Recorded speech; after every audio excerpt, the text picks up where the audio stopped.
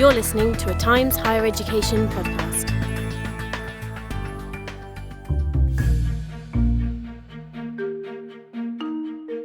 So that in a sense, I'm using primary sources, but there's a sort of glamour of the archive that I wanted to resist a little bit.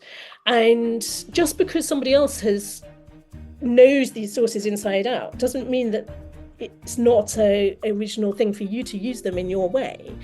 And so I felt that I wanted to make huge use of the Sussex Record Society volumes, for example, which might transcribe and edit and present cartularies or diaries, and which are generally only used by other local historians. And it seemed to me, let's get our hands on this stuff. This is magic.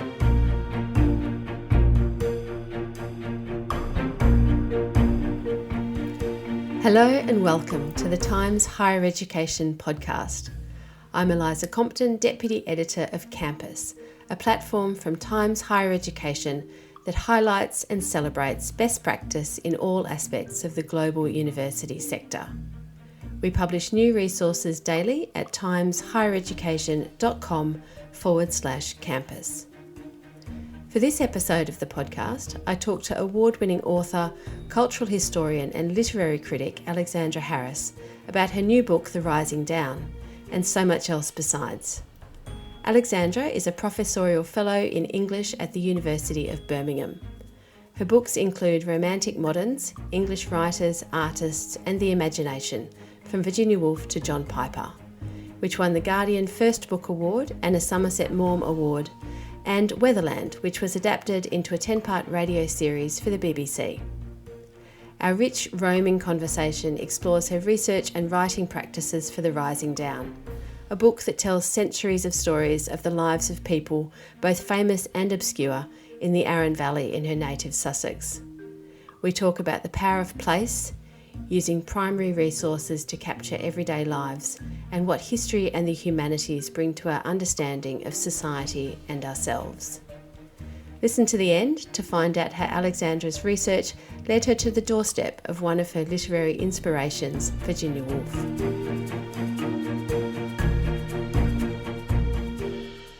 Hi Alexandra, and welcome to the THE podcast. Hello, very glad to be here. Well, I'm very pleased to be sitting down today to be talking to you about your new book, The Rising Down. But before we get into talking about the book and your research processes, I wondered if you could give the listeners a bit of an introduction to yourself and your work. Well, I'm a literature professor at the University of Birmingham, and literature has always been my first and central passion, but I've always also been an art historian and a historian of place and landscape and design and architecture, and I find I can't separate these things out in my mind. So I'm a trespassing scholar. I'm always in somebody else's subject area, and I started off with a book called Romantic Moderns, which was an alternative view of modernism. Really, it was about the fusion of innovation and tradition, suggesting that to be new need not mean the jettisoning of inheritance and of forms of much loved past. And that, I'm happy to say, has just had a second edition. So there's a nice sense of that going on alongside the new work coming out. I also wrote a history of literature through weather. People think that I wrote a book about weather, but of course not. It's really a book about different writers and artists thinking about what we notice in the world. I think that's what I'm always alert to, is the enormous, diverse, rich wealth of ways in which people inhabit this earth. You also did a series, I think, for BBC Two on British culture and the weather. Is that right?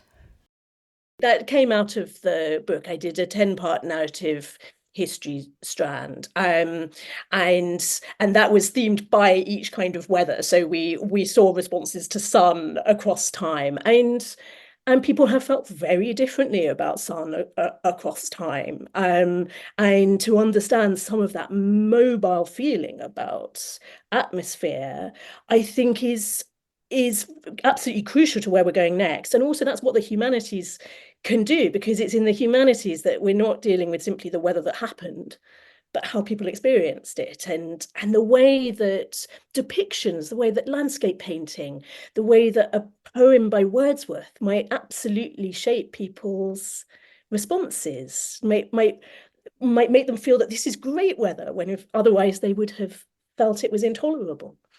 Oh, yes, absolutely. I love that description. I also like this description of the trespassing. It's sort of a lovely way of thinking about moving through history. I want to talk to you about your new book, The Rising Down.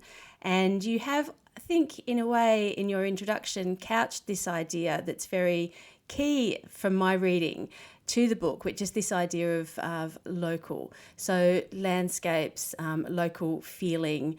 The book focuses on the Arun Valley in Sussex, but I wanted to ask you, what does local mean for you, and why is this a useful way of looking at history? It's a very elusive term. You can draw a ring around a spot on the map and say, well, that's local. But local too is a particular kind of topography. So somebody used to chalk, that you get chalk in Sussex, might feel that they're in a local place anywhere that's chalky, for example. It might be to do with sense of scale. How are the local materials used in a vernacular architecture? That might give you a sense of locality. It might be a certain path or a memory. But my book really is not about my local feeling, but the intense and difficult, challenging effort to get a sense of what other people have minded about in their place. And that's it's challenging because local history, which I've got hugely interested in because it's so democratic in a way, and it broadens the canon, because you're necessarily looking at who's here rather than who have you already heard of.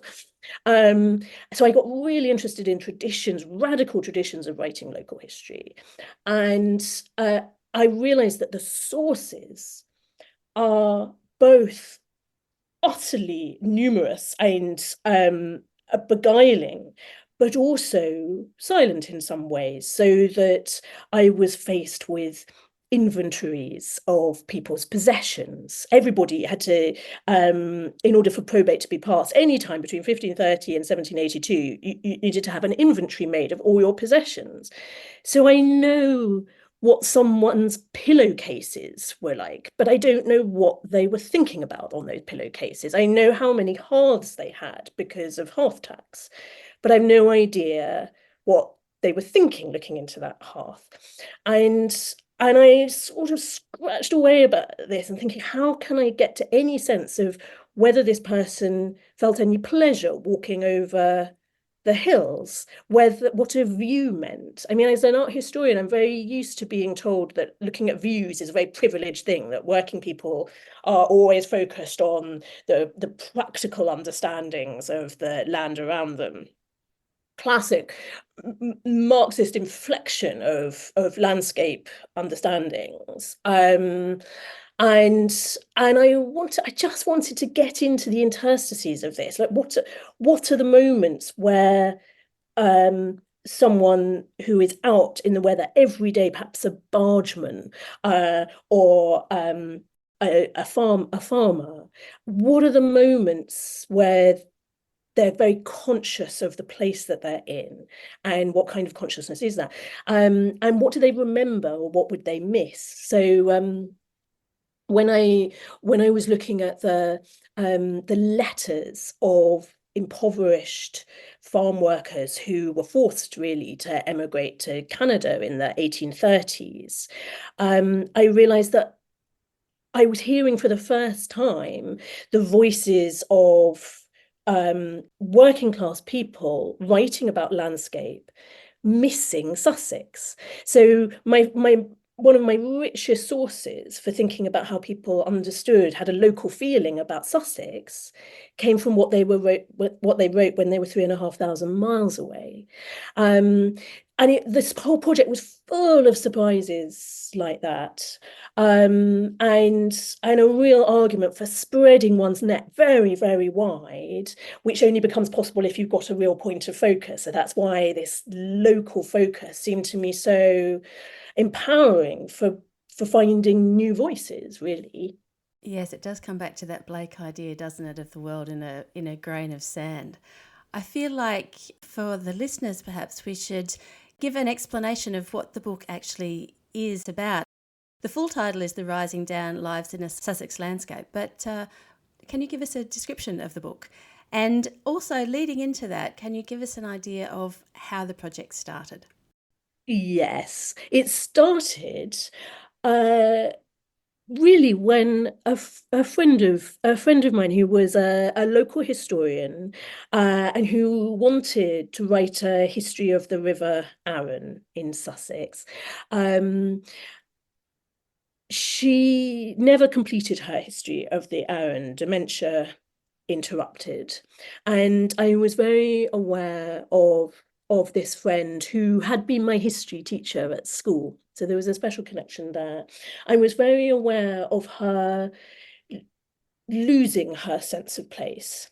And there she was, surrounded by a life's collection of local history books, which were at that stage to me quite alien and unknown. They were books about roads. They were the annual volumes of the Sussex archaeological collections. They were books about geology. And, I'm a literary scholar. I don't deal with this stuff.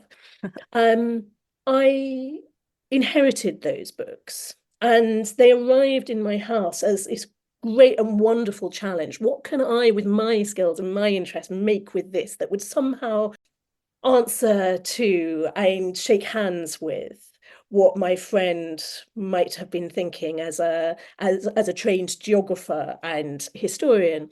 And it made me very interested in kind of bridging between the facts of history, the facts of geology. What is this riverbed made of?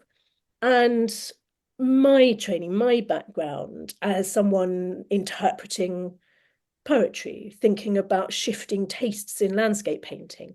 So I decided to take this very small area of Sussex where I grew up. I took about 10 square miles, and I wrote really an interlocking series of microhistories.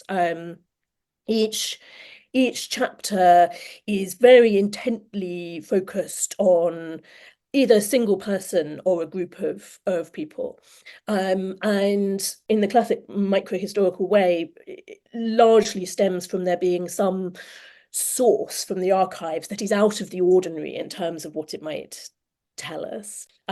Some way of getting beyond the lists of the parish registers, as it were. And so the book really had to find a shape in response to that. It's the only book that I've not known the architecture of the book until very late on, because it had to respond to the material. It had to come up from the ground up, as it were, which is why it took 7 years. I mean, it was an absolute nightmare to make this a coherent, to find, I suppose, the coherent, rhythmic, patterned whole within this very disparate, what could have been a very disparate project. But that also was the point of it. So amongst the interlocking studies, we have, for example, the first big section is on a water bailiff who works on the River Arun in the 1630s,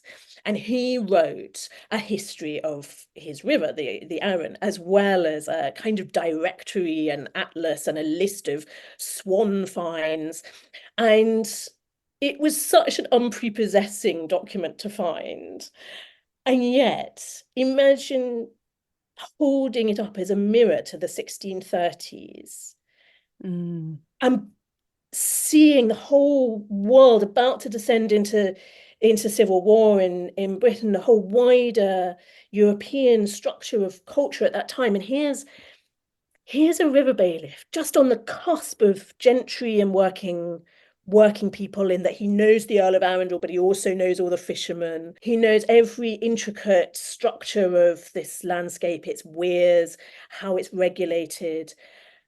And he's also reading. He's reading Camden's Britannia. He's reading Drayton's Polyolbion. I can hear what he's reading, because that's what I can bring as a literary historian. I can hear that when he tries out having river nymphs dancing through the furnaces of the Wealden ironworks, I can see what he's trying to do, and I want to put that alongside the court literature that you would study if you were studying the 1630s. And I just was sort of possessed by this sense that there are all these other imagining, thinking, caring people who leave so little trace of their place, but who are thinking about it in perhaps not literary terms, but imaginative terms, that it's not all factual. It's not all about whether this crop has failed or not, or who needs to cut whose fishing nets up because they're the incorrect size. It's that, but that factual and that factual life informs the imaginative life and vice versa. And that became for me the kind of model of what I was looking for across the whole book. And I tried to find those bridging points in thinking about the way a stonemason relates to the neoclassical architecture of the 1720s, the way that a brewer in Arundel in the 1830s is looking at and responding to John Constable who comes there. So the whole book is full of these meeting points between people you'd sort of recognize as canonical and people you really wouldn't. So it's obscure. I wanted to tell these obscure lives as equally important with the lives of those who were much studied and much known about. And that, in a way, was part of my rethinking of the canon. The canon's shifted so much over the last few years. We've got so much rich thinking about who to study, whose voices count. And for me, this was part of the working out. Who do I want to hear from? And one of the strands all through the book is a kind of counting. It's census returns. Yes. And it becomes a kind of chorus almost. And I wanted to suggest both the importance of the local records that include census returns and give us the names of people, and also to say how much beyond these names. Think of the vast, unknown, surprising life of landscape and walking and thinking and dreaming that belongs to each of those numbers on the census returns. Well, I think all those different layers and the richness that you talk about, the mix of well-known figures with people that would have been lost to history, the ordinary, everyday people, really adds to the richness of the reading experience, because it really does paint a very tactile, sensual picture of the region through hundreds of years. I really enjoyed the example that you used at the beginning of the little Saxon church, that and you talk about the anchoress, this idea of which is is it Saxon? So 12th century Saxon, is my memory right? In the 1250s and going through to about 1300, there was a culture of anchoritism, hermits, holy hermits who would be sealed into a tiny cell next to the church.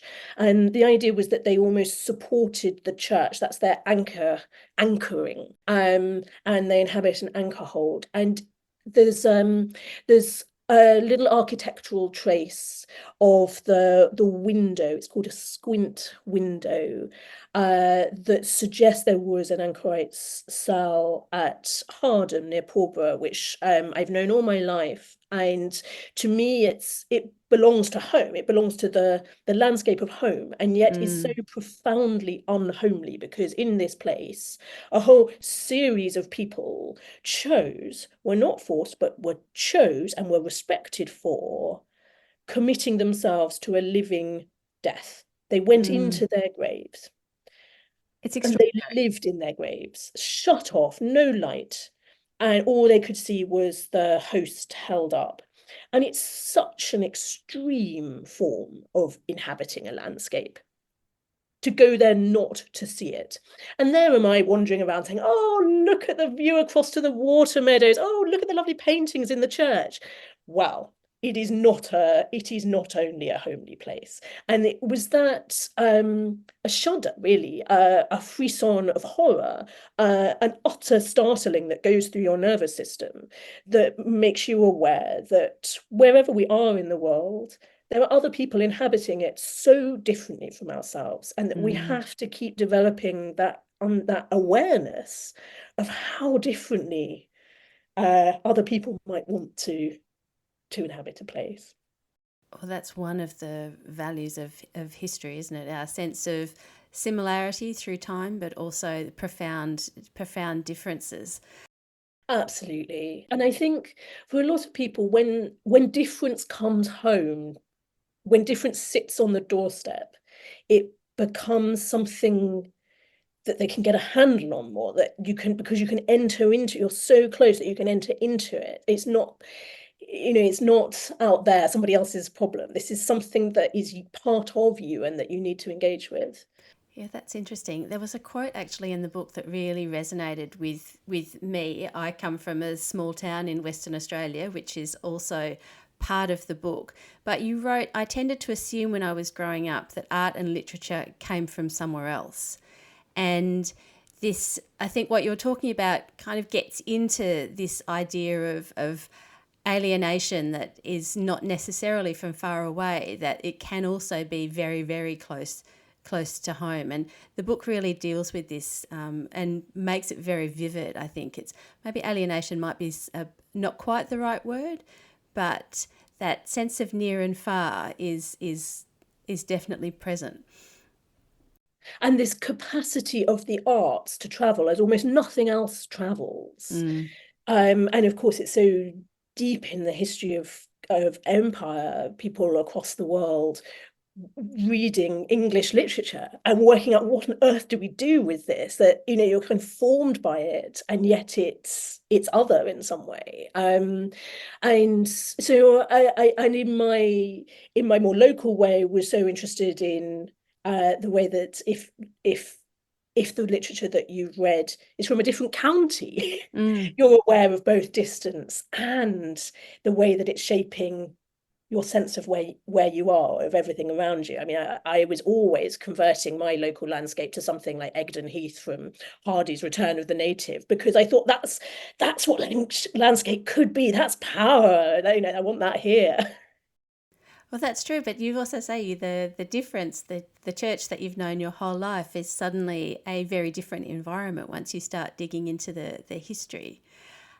Primary sources and the use of primary sources has been an area that's been of quite a bit of interest to campus. We've had a few resources that have done very well on using primary sources. So I wanted to ask you about your own research methods. How do you go about sourcing them, using them, verifying them? What are your working methods?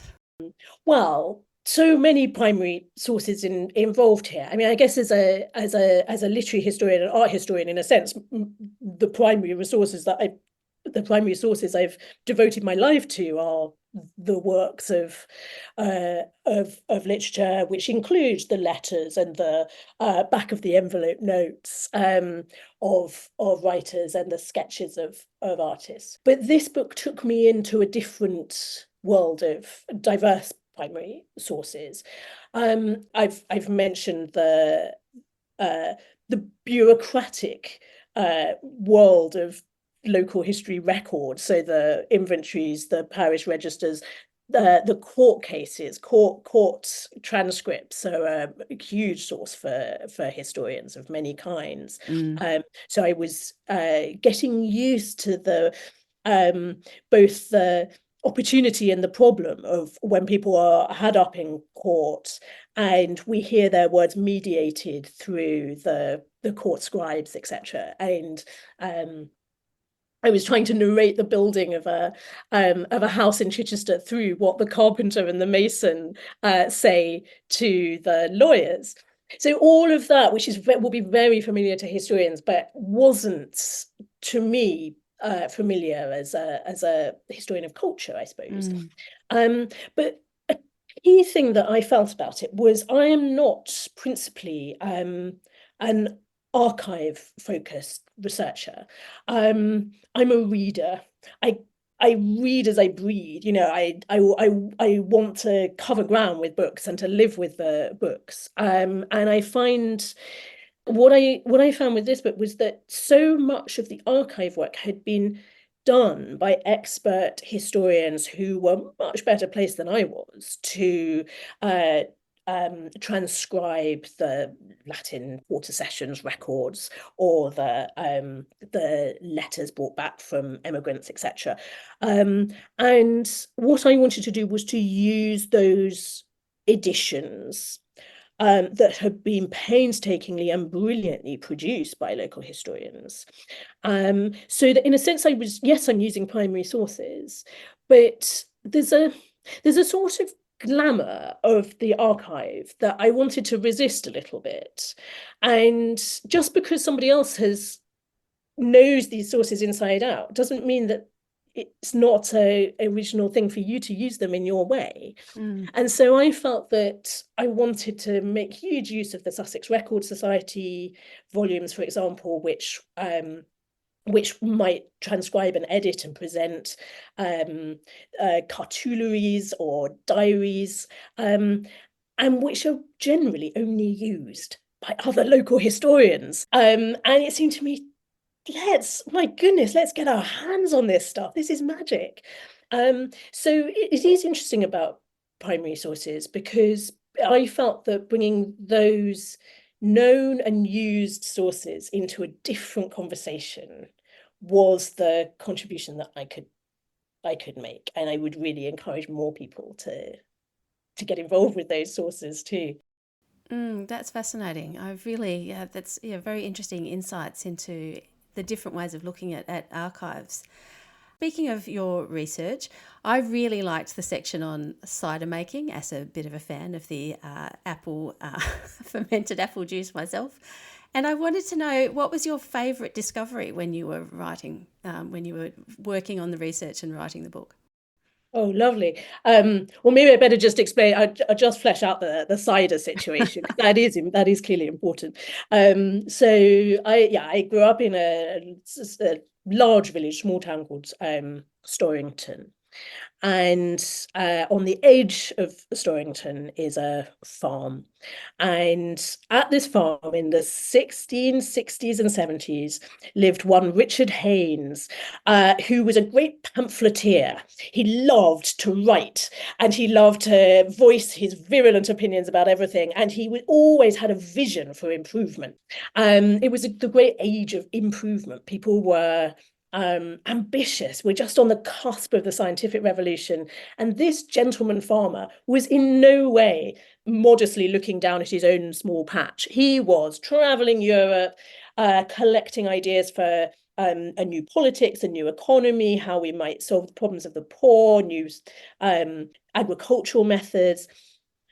And his last great experiment was with a new kind of cider making.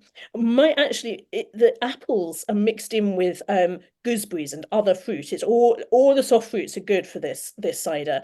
And he gets very involved with how long you leave it in the barrel and how often you stopper it or unstopper it. And he writes about this, and of course I was interested in how he writes about it. But he thinks that this is really going to change the fortunes of the nation.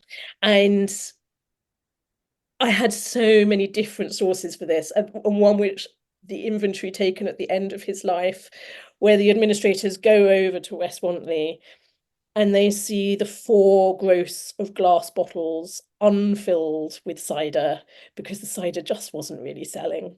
And he died in debt with the bottles on credit.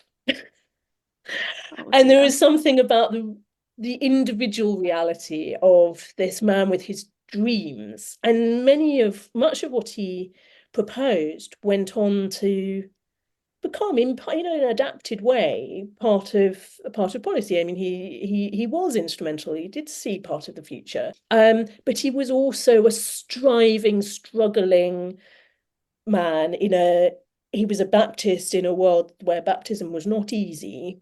He was ostracized from his community. He was having nightmares and dreams with the devil.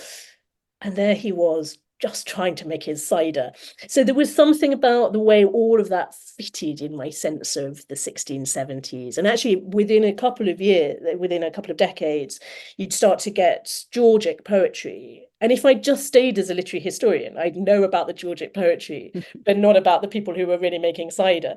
And there's a famous poem called Cider with a Y, about the making of the golden glowing juice as a form of a kind of golden juice flowing through the nation's veins. So one could, oh my goodness, you could write a whole history of Britain through its cider. It sounds like it. It was supposed to be a foil to the European wine industry. Is that right? Exactly. We were importing the wine, and it's really a patriotic insistence that we can grow as good a drink as anyone in Champagne, but also that there's a kind of healthiness, that there's likely to be not only a sustainable but a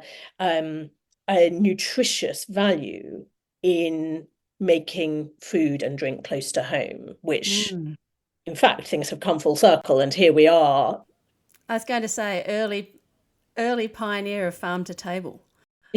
Farm to table is where it's at. But there, in that story, there's a good example of where there's a very noisy person who keeps publishing his pamphlets, and there's a very silent person, his wife, who is clearly keeping this whole household going. She's probably the one doing the unstoppering of the cider, because women were in charge of brew houses in the 1670s. Right. So how on earth did I get at Mary Haynes? I had nothing. There's just nothing in the archive, and I got a professional archivist to help, and she couldn't find anything either. And so I had to work by analogy. I read lots of books about women's role in the brewing, women's domestic lives in the 1670s. But again, you're just piecing together by analogy. And really my role was simply to make a kind of narrative structure that allowed both the noise and what's not heard. So there's a gap, and we fill in by, I guess, understanding of what women's roles were more generally at the period. Yeah. So interesting. So what was your favourite discovery? Well, it would take us to the other end of the chronological span of the book, to the immediately post-war period. So my childhood bedroom looked out on a little rather scraggy area of woodland, really wasteland where people just went to walk their dogs. I didn't think much of it. I had these old chunks of concrete in it, which I knew had been from an army camp. They were clearly wartime chunks of concrete. What I didn't know, and as soon as I started to discover the story, it just knocked the wind out of me, was that after the Canadian soldiers left, this army camp in Monkmead Woods was repurposed as a camp for displaced Polish people. Both parts of the Polish army that had been brought to England, because of course there was no way that they could go back to occupied Poland at this time, and it also became home to a girls' school, to a girls' grammar school, where women, and they were by this time women, but they were girls, they were young girls when they were forced out of Poland, imprisoned, deported.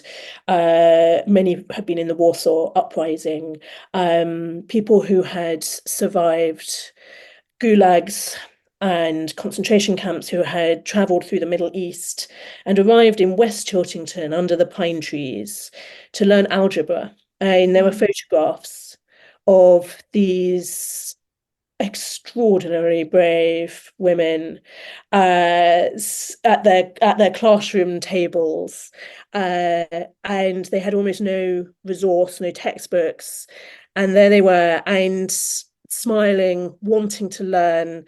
Many of them wrote their stories and remembered that time with such passionate appreciation that now they could, in peace, start to catch up. One of them said, "Oh, I need to start my Latin. I've got behind."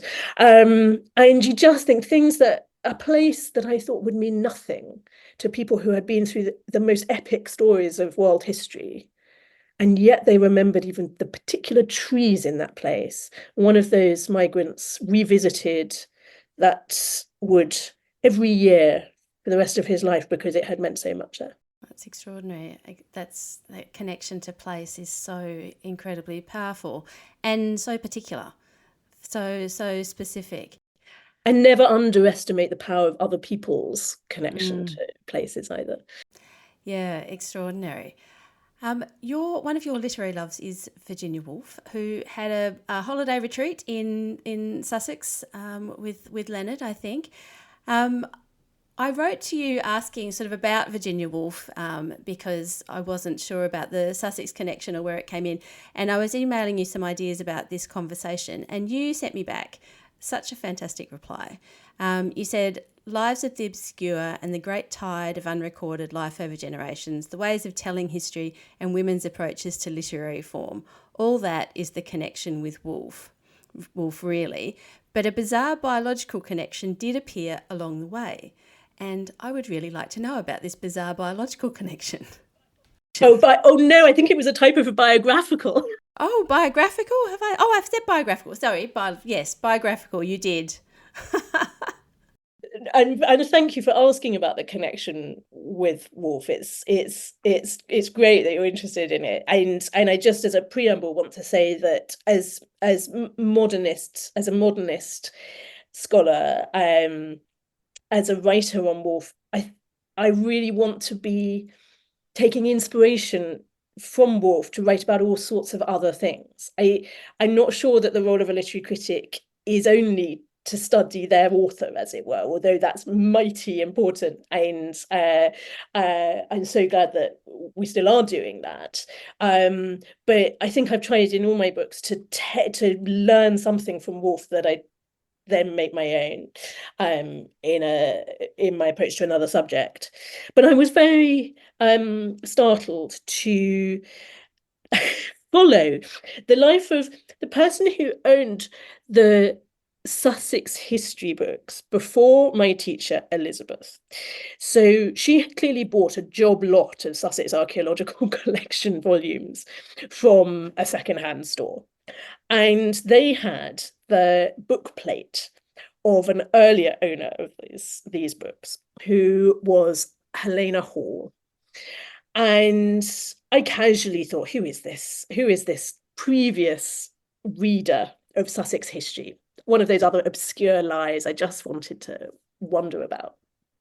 And so I traced a bit of the life of Helena Hall, who was a writer. She lived in Linfield. She wrote a series of local history books. But before she did any of that, she managed a hotel in London.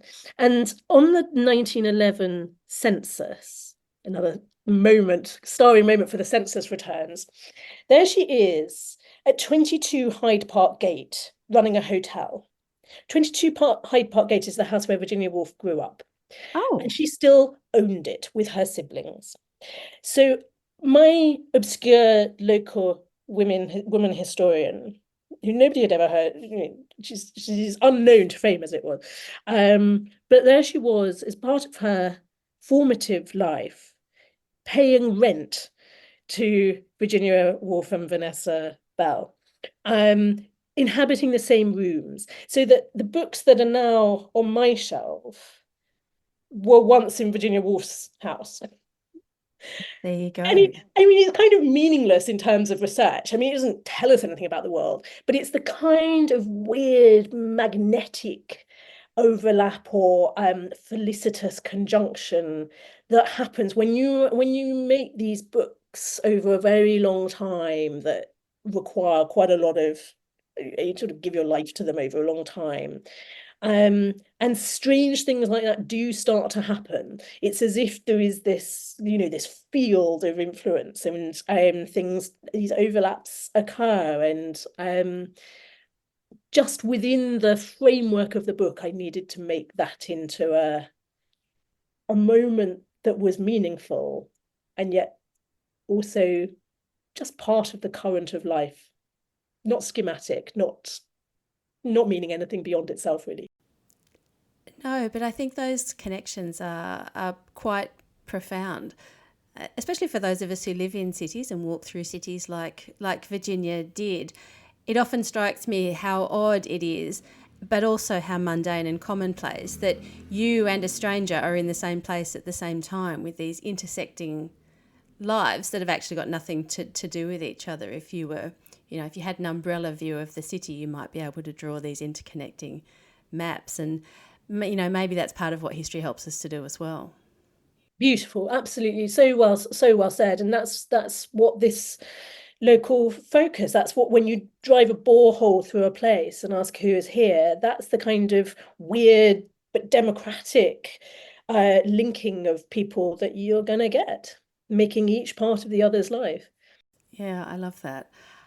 I think this is a very nice place for us to finish this conversation, much as I could continue talking about your work for many, many hours. Thank you so much for your insight and interest in it, Eliza. It's really, really great.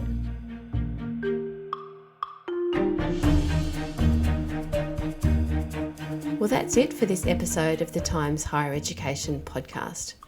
The Rising Down, Lives in a Sussex Landscape is out now on Faber, and you'll find more information about Alexandra Harris's work at alexandraharris.co.uk. For resources, articles, videos, webinars and podcasts with advice and best practice written by and for academics and university professionals, visit campus at timeshighereducation.com/campus. If you enjoy the podcast, please like and subscribe. And if you have ideas for guests or topics you'd like us to cover, please get in touch. I'd love to hear from you at eliza.compton@timeshighereducation.com. Thanks for listening, and we'll see you next time. You're listening to a Times Higher Education podcast.